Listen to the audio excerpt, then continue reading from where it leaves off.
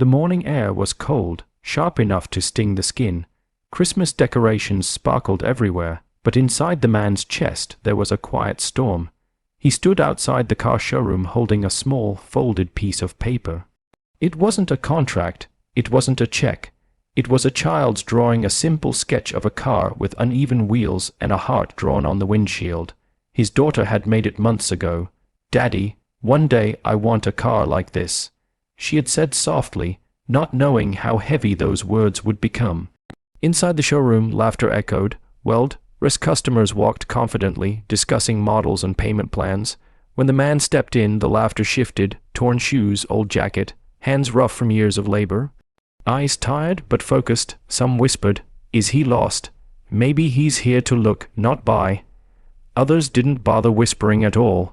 A salesman glanced at him and smiled politely, the kind of smile meant to end conversations quickly. "Can I help you, sir?" he asked. "Yes," the man replied quietly. "I'm here to buy a car." The room paused for half a second, just long enough for disbelief to settle in. A few people chuckled. Someone laughed out loud. The man felt it all, every stare, every judgment, but he didn't look away. He walked closer to the car his daughter would love. "This one," he said. The salesman hesitated. "Sir, this model is expensive. We have financing options." "No financing," the man said gently. "I want to pay in full." More laughter. Phones came out. Someone whispered, "This is going to be good."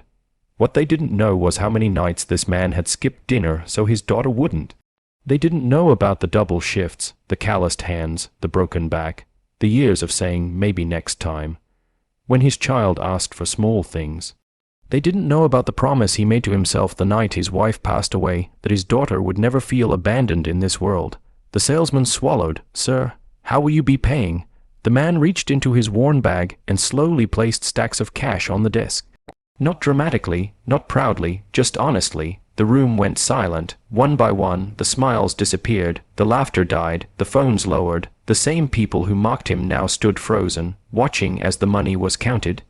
Every bill carried a story. Every note held sacrifice. When the total was confirmed, the salesman's hands trembled. It's paid," he said. Tears filled the man's eyes, but he didn't wipe them away. He simply nodded. "Thank you," he whispered. At that moment, the doors opened and a small voice called out, "Daddy." His daughter stood there, wearing a simple coat, her eyes wide. She looked from the car to her father, confused. He walked toward her and knelt down. "Merry Christmas," he said softly. She gasped. Is that really ours?" He nodded, his voice breaking. "I told you I would never stop trying." She ran into his arms, crying, laughing, holding him like she was afraid the moment might disappear. Around them, grown adults wiped their eyes. Some turned away, ashamed. Others whispered prayers. The man who was laughed at minutes ago now stood taller than everyone in that room, not because of money, but because of love. As they walked out together, the snow began to fall. And for the first time in a long time, the man felt warm. Because sometimes the richest people aren't the ones who walk in wearing suits. They're the ones who walk in carrying promises and leave carrying miracles. In that day, the laughter turned into silence, and the silence turned into tears no one could hide.